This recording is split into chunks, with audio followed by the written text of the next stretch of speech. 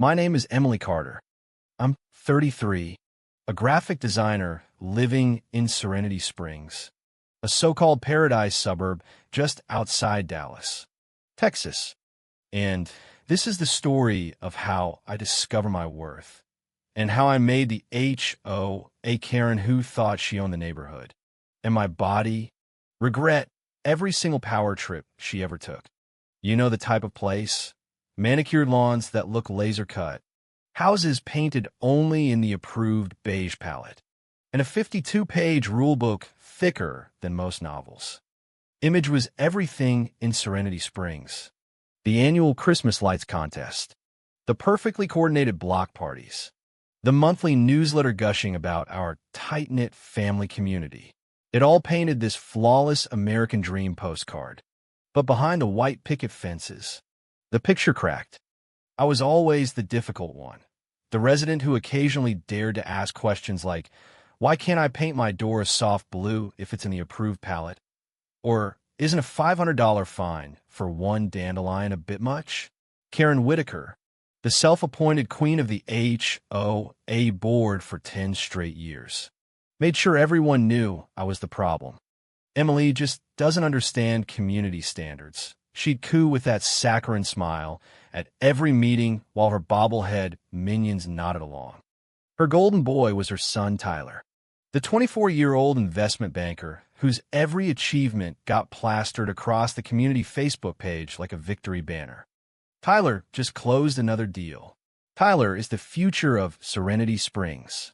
I never imagined this dynamic would spiral past petty fines and passive-aggressive door notes. I never thought I'd be sitting in a sterile hospital room, heart hammering, overhearing Karen's polished voice casually asking a doctor if my organs could be borrowed to save her precious Tyler instead of treating me. But that's exactly what happened. And what followed turned the entire neighborhood upside down.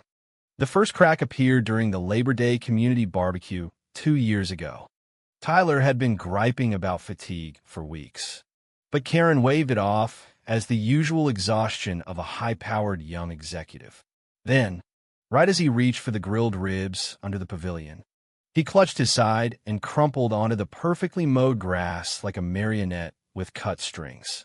Sirens, gasps, Karen's dramatic scream. The whole HOA script played out in real time. 2 days later, the diagnosis landed. A rare, progressive liver disease that could turn fatal without aggressive treatment.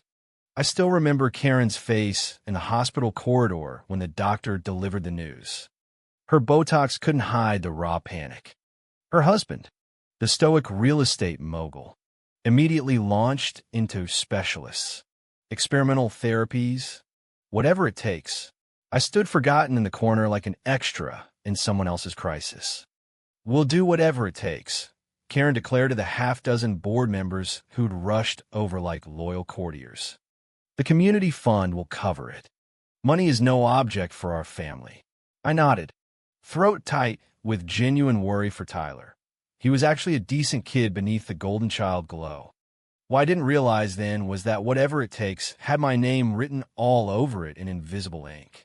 The next 2 years blurred into a nonstop parade of emergency HOA meetings, fundraisers disguised as block parties, and increasingly desperate pleas for donations.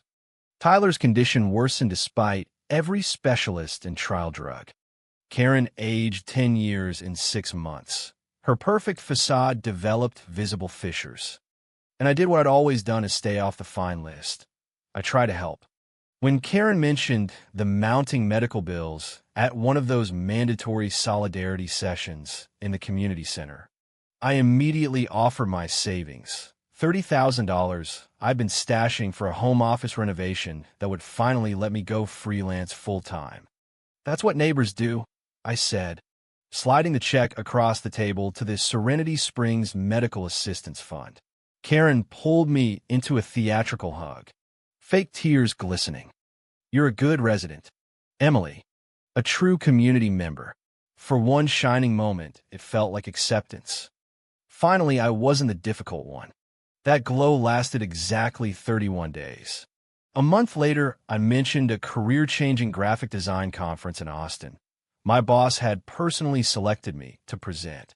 Karen looked up from her tablet mid-research on Swiss liver clinics and said, without missing a beat, "You can't possibly go. Tyler has that specialist appointment in Houston. We need you here running the raffle booth." I tried, but Karen, this could double my income. She laughed.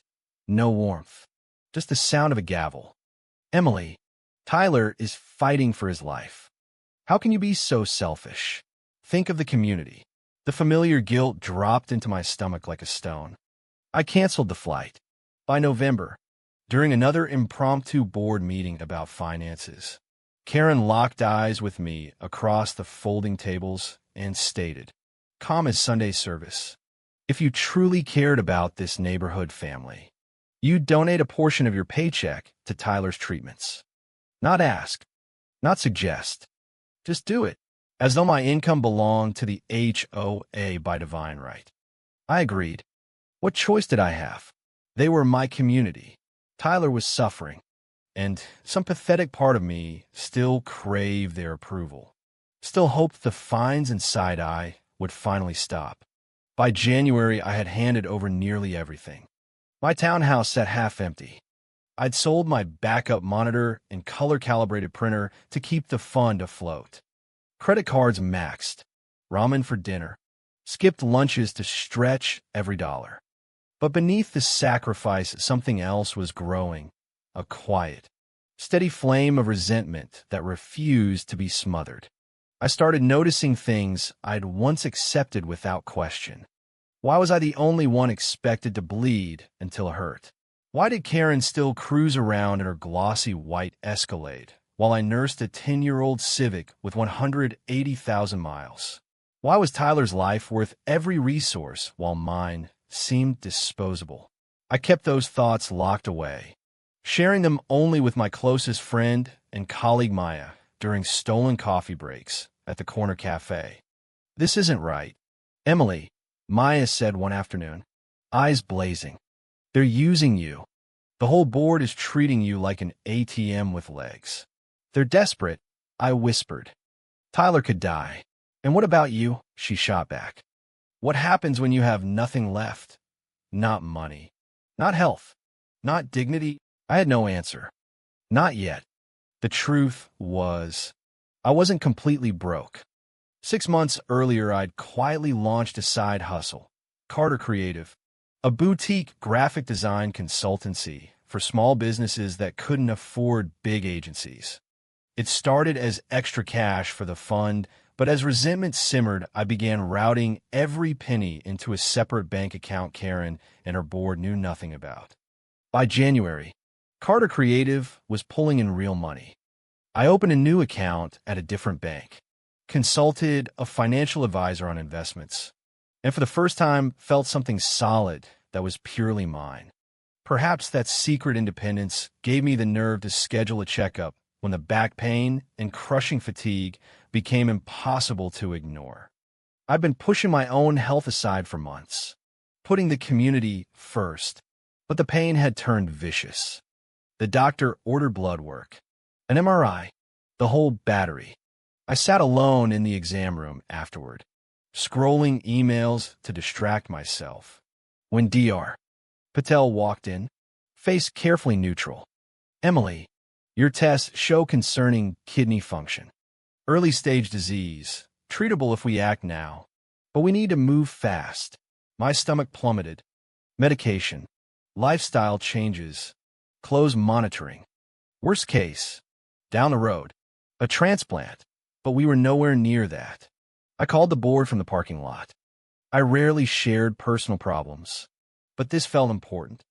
"Can the board meet? I've just got some medical news I'd like to discuss." 2 hours later, I sat in the community center, clutching cold coffee, while I explained Dr. Patel's diagnosis. The silence that followed could have frozen the air conditioning. Karen finally spoke, voice dripping concern that didn't reach her eyes. "We're so sorry to hear that, Emily. But you know Tyler had another setback this week. The timing is difficult. The timing of my illness was inconvenient. The words landed like a slap. I felt tectonic plates shift inside me. The little flame of resentment roared into something hotter, more dangerous. Karen reached for her phone as it buzzed. Tyler needs us at the hospital again. We'll circle back to your situation later. Dear, they left me sitting alone under the fluorescent lights, the door clicking shut like a period at the end of my usefulness. Later never came. 3 days later, I returned to Dallas General for more tests. Dr. Patel wanted clearer images of my kidney function. I sat in the waiting room, exhausted, when familiar voices drifted around the corner. Is there nothing else we can do for him? Karen's voice, strained but still commanding. We've exhausted conventional options, the doctor replied. At this stage, a transplant is Tyler's best hope. The waiting list, Karen began, is long, and his condition is deteriorating faster than expected. I froze, hardly breathing. Then Karen dropped her voice to that conspiratorial whisper she used at board meetings when she wanted something unreasonable. What about Emily Carter? She was just diagnosed with some kidney issue. Instead of wasting resources treating her, couldn't we encourage her to donate a kidney to Tyler? She's part of the community family. She'd volunteer with the right encouragement. The silence that followed felt eternal. The doctor's measured tone finally broke it. Mrs. Whitaker, that's not how medical ethics work. Organ donation is voluntary. Your daughter-in-law candidate's condition requires its own treatment. But she would volunteer, Karen insisted, voice rising with that righteous certainty that always preceded a new fine or rule change. For Tyler, for the neighborhood, she just needs a little guidance. Blood roared in my ears. I stood on shaking legs and walked out of the hospital without waiting for my name to be called, not stopping when a nurse shouted after me. Outside in the January wind, I gulped freezing air that burned all the way down. Karen's words looped on repeat. Instead of wasting resources treating her, that's what I was to them. Not a resident, not a person, a spare part inventory for their real golden child. I drove straight to Maya's apartment. She took one look at my face and pulled me inside, blanket around my shoulders, wine in my hand. The story spilled out between sobs. When I finished, Maya's expression hardened from concern to cold fury. This ends now, she said. Tomorrow we get you a new nephrologist the board doesn't know. And then we call my cousin Greg. The lawyer? The lawyer. This isn't just emotional manipulation anymore. Emily, they're literally discussing harvesting your kidney without consent. That's criminal territory. Part of me still wanted to defend them. They were desperate. Tyler was dying. They didn't really mean it. But those excuses rang hollow now. The truth was stark. The HOA saw me as a resource. Nothing more. Okay, I whispered. Let's call Greg. The next weeks vanished in secret appointments and coded meetings. Dr. Moore, an independent nephrologist recommended by Maya's network, confirmed the diagnosis, but reassured me it was manageable. With medication and monitoring, you should avoid serious complications entirely. Meanwhile, Greg Whitfield laid out my options with brutal clarity. What they're suggesting isn't just unethical, it's illegal. We could pursue a restraining order, even criminal charges against the board. I shook my head. I don't want them in jail. I just want justice and to be free. Greg nodded. Then we document everything, build an airtight case. And when the moment is right, we confront them with evidence, so damning they'll have no choice but to fold. I threw myself into building that case. I recorded every phone call where Karen pressured me for more donations. I saved every bank statement showing the thousands funneled to the community fund that somehow always landed in Tyler's private medical accounts. I collected my own medical records, proving I needed treatment. And all the while I grew Carter Creative. By February, I had 6 steady clients and was earning more from my side business than my day job. For the first time, I saw a future that didn't require the HOA's approval to exist. The timing of the confrontation was Maya's idea. The HOA 30th anniversary gala, she said over dinner. The whole neighborhood will be there. Their precious reputation will be on the line. I hesitated. Isn't that cruel? Maya raised an eyebrow. Crueler than discussing harvesting your kidney for community spirit.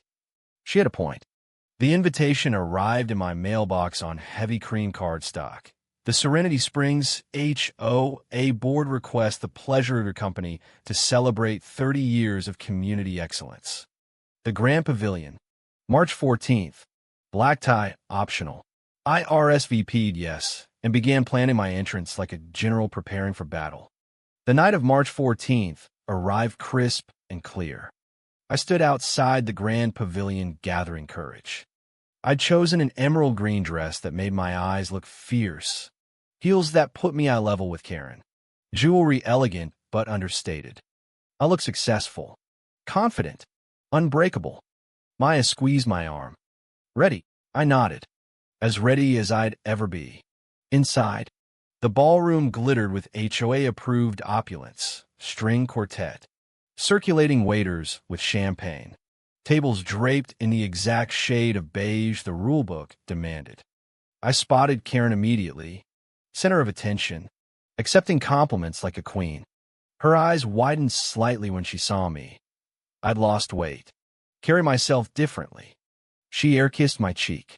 Emily, darling, you look different. Thank you. Karen, so do you. Her smile never reached her eyes.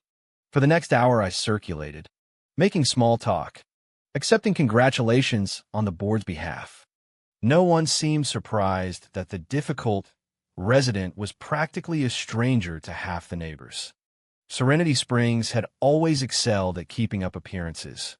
At precisely 8 o'clock, the MC clinked a glass. Ladies and gentlemen, please take your seats for dinner and the evening's program. I made my way to the board table at the front. Karen and her husband sat like royalty, champagne flutes in hand. I took my assigned seat across from them. Where's Tyler? I asked casually. Too ill to attend, Karen replied shortly. Such a shame, I murmured. I brought him something. Karen's eyes narrowed. What? I smiled sweetly. You'll see. The first course arrived, delicate greens and edible flowers that probably cost more than my weekly groceries. I ate methodically, waiting for my moment. After the main course was cleared, before dessert, the MC announced, and now, a few words from longtime resident Emily Carter. Karen's head snapped up. We didn't schedule. I was already walking toward the small stage, USB drive in hand. I passed it to the technician with whispered instructions. Facing 180 neighbors, board members, and local dignitaries, I took a deep breath and began. Good evening, everyone. For those who don't know me, I'm Emily Carter, a resident of Serenity Springs for the last 5 years. First, congratulations to the board on 30 years of community excellence. Quite an achievement. Polite applause rippled through the room. Karen smiled tightly, confusion flickering across her face. Community is a complicated thing, isn't it? I continued. From the outside, it looks perfect, loving, supportive. One big happy family. But appearances can be deceiving. The crowd shifted uncomfortably. This wasn't the light-hearted toast they'd expected. 2 years ago, Tyler Whitaker was diagnosed with a serious liver condition. It's been devastating for his family and, we were told, for the entire neighborhood. I did everything I could to help, including donating over $30,000 of my own savings to the Serenity Springs Medical Assistance Fund. I nodded to the technician. The screen behind me lit up with bank statements, every transfer highlighted in red. Gasps rippled through the ballroom as neighbors saw the exact amounts I'd handed over. I never complained about the sacrifice.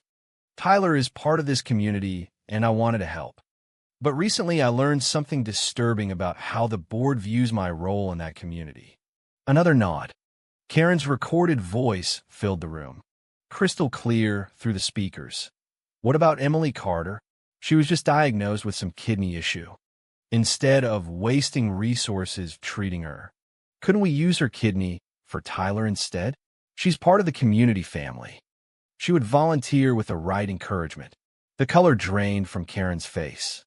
Her husband reached for her hand, his own complexion turning ash gray. I let the recording play a few more seconds before pausing it. That conversation happened 3 weeks ago at Dallas General Hospital. I explained to the stunned audience. Right after I was diagnosed with early-stage kidney disease myself, I let the words sink in. You could hear a champagne flute drop. I've since learned my condition is treatable.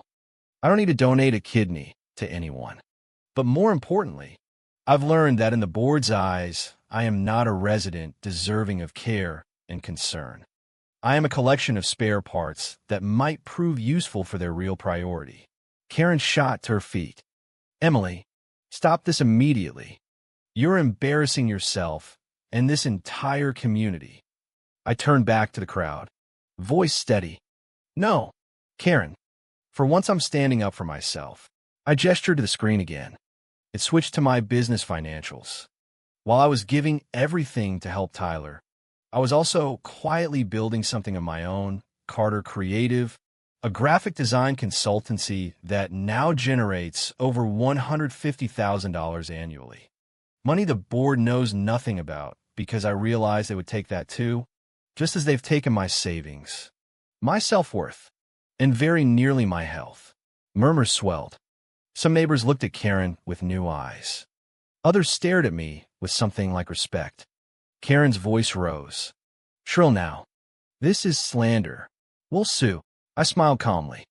Actually, I've already spoken with my attorney. The screen changed to legal documents prepared by Greg's firm. I've established an independent medical trust for Tyler with $75,000 of my own money. It will be administered by a neutral trustee, so the funds go exclusively to his care, not funneled through any HOA account. I looked directly at Karen. I've also filed for a restraining order against the board to prevent any further contact or attempts to access my financial or personal assets. And I'm proposing, right here, in front of everyone, a vote of no confidence in the current president. The silence was absolute. Karen stood frozen, face contorted between rage and humiliation. Her husband stared at the tablecloth as if it might swallow him. That's all I wanted to say. I concluded quietly. Congratulations again on 30 years. I wish the neighborhood well, under new leadership. I stepped down from the stage and walked toward the exit, head high. Behind me, the ballroom exploded into chaotic conversation. I heard my name called by Karen, by board members, by neighbors who'd never spoken to me before, but I didn't turn back. Maya waited at the door, coat in hand.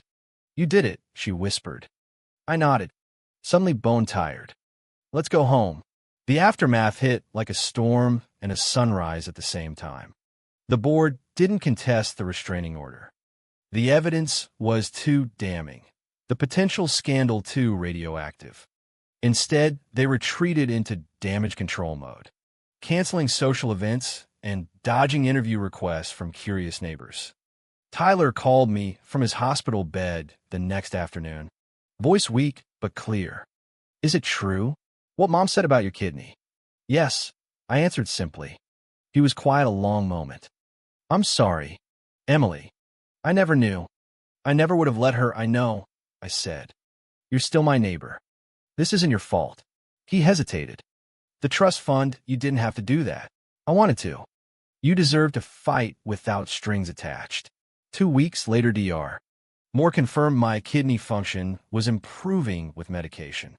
Keep this up and you'll likely avoid dialysis or transplant entirely, she said, smiling. Carter Creative exploded.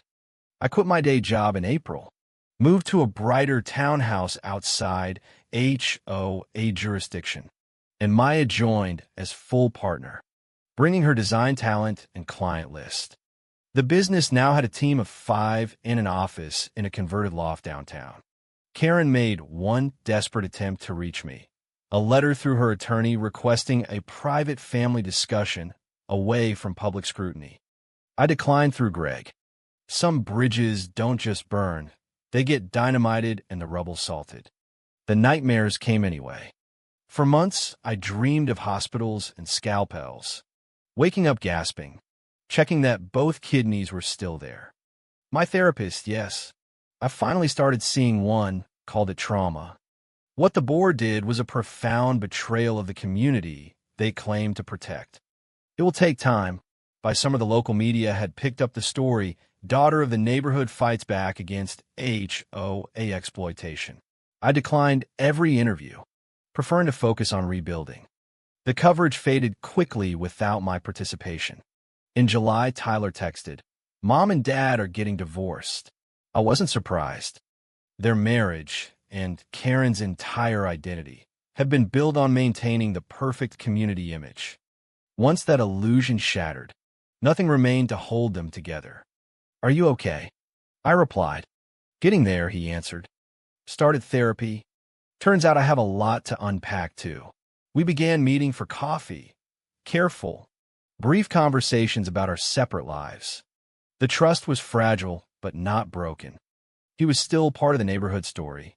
After all, in September, I met James at a digital design conference in Chicago. He ran a sustainable clothing startup, and we bonded over bad coffee and late-night shop talk. Our first date was a comedy of errors. Restaurant fire evacuation followed by torrential rain. We ended up in an all-night diner, soaked and laughing over soggy fries. It was the most real connection I'd felt in years. On our third date, I told him everything: the financial drain, the emotional manipulation, the hospital recording that finally broke me. I expected shock or pity. Instead, he reached across the table and squeezed my hand. "Thank you for trusting me with that." By Christmas, Carter Creative had expanded to offices in a charming, converted brownstone. The holiday card I sent clients featured the whole team, Maya and me in the center, surrounded by our chosen work family. No forced smiles, no matching outfits, just genuine connection. Tyler spent Christmas Day with James and me. He was still weak from treatment, but in good spirits. He brought a small wrapped package, a framed photo of us as neighbors years ago, standing in front of the community center at the first block party I ever attended. "Found this in Mom's old storage," he explained. "Thought you might want it." I studied the picture, two people smiling, unaware of the storm ahead. "We were happy then," I said softly. "We can be happy again," Tyler replied. "Different, but happy." As the new year approached, I stood on my new balcony overlooking the city skyline and reflected on everything that had changed. I'd lost the family I thought I belonged to, at least in its original form. But I'd gained something far more valuable: self-respect, authentic relationships, and the unshakable knowledge that I was worth fighting for. The last time I saw Karen was through the window of an upscale downtown restaurant. She was dining alone at the bar, staring into a glass of white wine. She didn't see me pass by, and I didn't stop. Some wounds run too deep for complete healing. Some bridges are meant to stay burned. That's okay. I no longer define myself by the HOA's approval or their version of community. I'm whole on my own terms now. Not a spare part, not a sacrifice, not the difficult resident. Just a complete person worthy of care, consideration, and a life without ridiculous fines or organ harvesting suggestions disguised as neighborly love. My name is Emily Carter. I'm 33, CEO of Carter Creative, living my life on my own terms in Dallas. And this is how I saved myself and maybe, just maybe, remind an entire neighborhood that no one gets to play God with your body, your money, or your future. Not even the HOA Karen who thought she could.